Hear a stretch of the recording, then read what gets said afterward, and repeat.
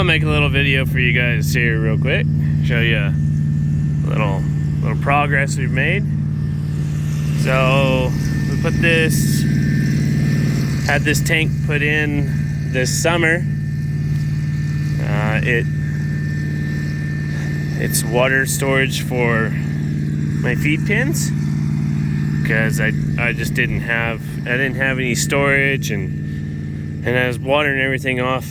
The only well I have here is my house well, and so you can figure out how fun that was when all the cattle needed to drink. So back last winter, we decided we kind of wanted to. I've been toying with it and finally started getting serious about it. This is a 28,000 gallon storage tank, and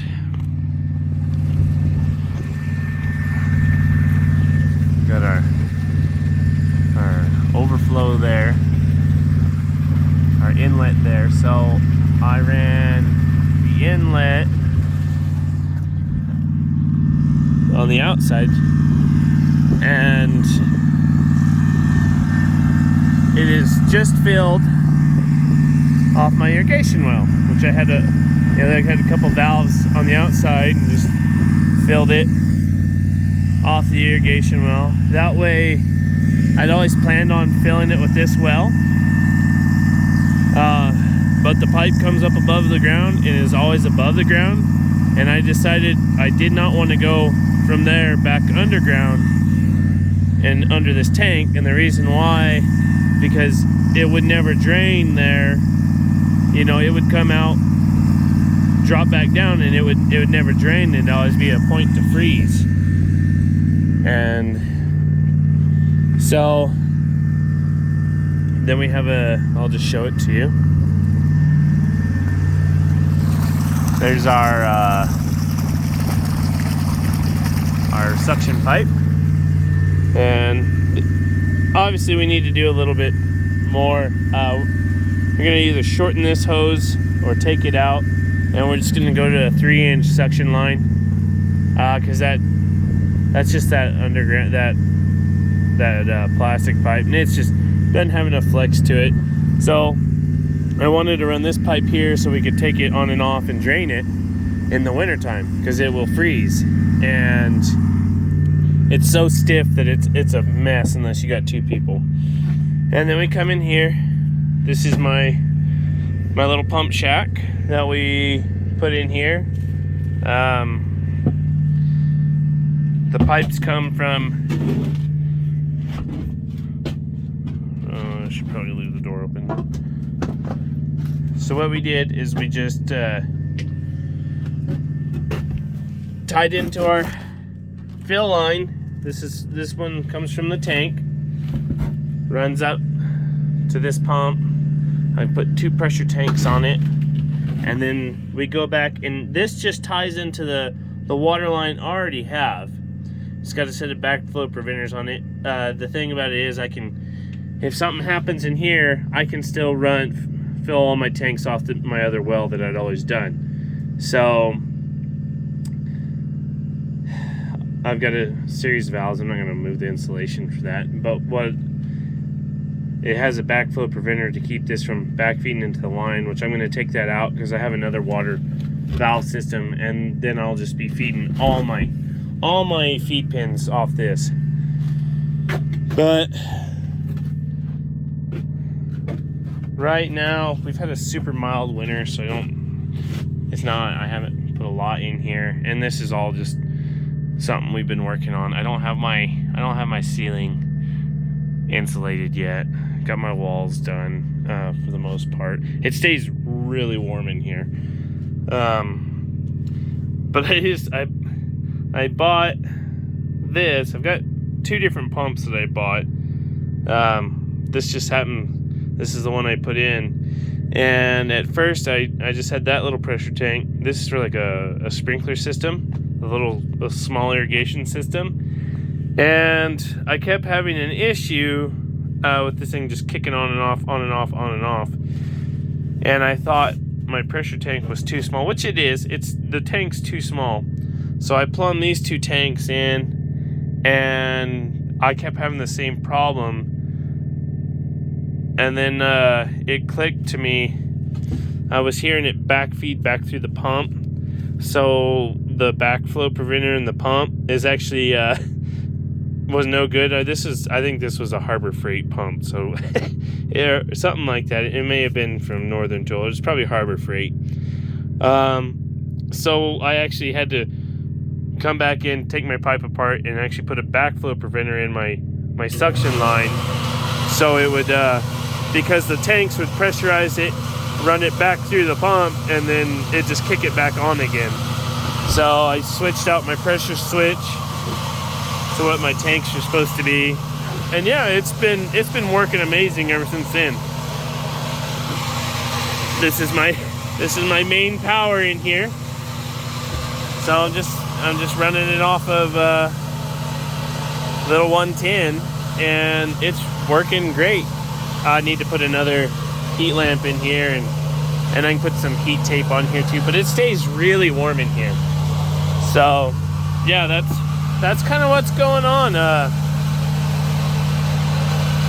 We have all those tanks, the feed lot, and down in the feed pens, and it just helps it stay warm and keeps it where it's not too straining on the house well.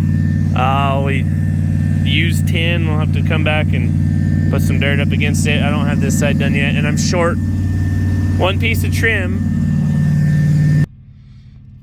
So when I get my processing barn done, I'll have that last piece of trim, or if I find some around. And yeah, like that tank, I can fill that tank from empty in about an hour if I got the valve wide open and I'm cutting down the other line. So what it is it's just a 3-inch port off the side of that irrigation line, and I just siphoning it off like that, and it works really well. So that's like, you saw a little bit of water coming out. I have that valve barely cracked because I didn't quite fill the tank yesterday, and so I'm just trying to top it off. And we haven't had it long enough to really get a good accurate of how much we're going to use a day, a week.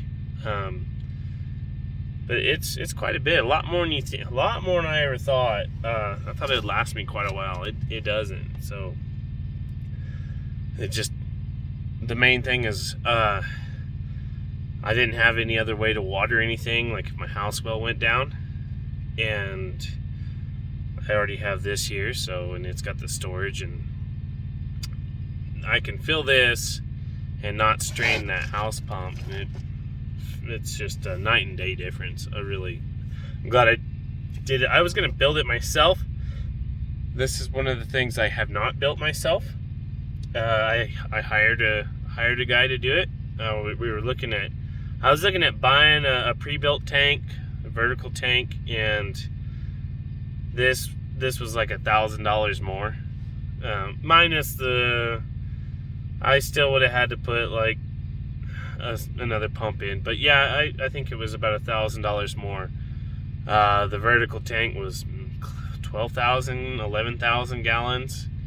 Like I said, this one's 28,000 roughly. So now the vertical would have been sealed, and at some point we're gonna have to worry about the dust and stuff like that in the tank. But so far it's doing pretty good. I'm extremely happy with the job that was done. Which I knew it would have been a good job. I wouldn't have hired the guy if I didn't think he was going to do a good job. And very, very happy with the job that he did. So that's what's up with that.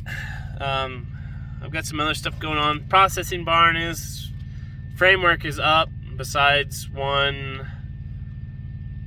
joist on the roof, one purlin up there, and a few other deals, and then we'll start slapping tin on it. I'm going to put some support cables in there, but it's there. We just haven't had a lot of time to work on it, but we'll get there. and I'll get a video of that. We've got some gates hung, some stuff like that. So I've been meaning to show that for a while. We're gonna put our brand on the side of it, make it really pop, because it looks really nice. And we put that little shack in there in like October, late September. So we just now got the tin on it the other day. It just been Tyvek'd, and you know, I kind of wanted it to, I mean, it's dirty. It's just used tin that we pulled off a house. But I kind of wanted it to look a little nicer before I threw it up there. But yeah, so that's one of the little projects that we've done this year. I think we bought the material last February, just because of, and then we put it in this summer because the price of steel just going up like crazy. So yeah, that's one of the little deals that's going on. Hope everyone's doing good, and we'll get a little further along. I might just throw a video up now of where we are at on the processing barn, but get a little further along and start showing you that we're making some progress around here. So catch you on the next one.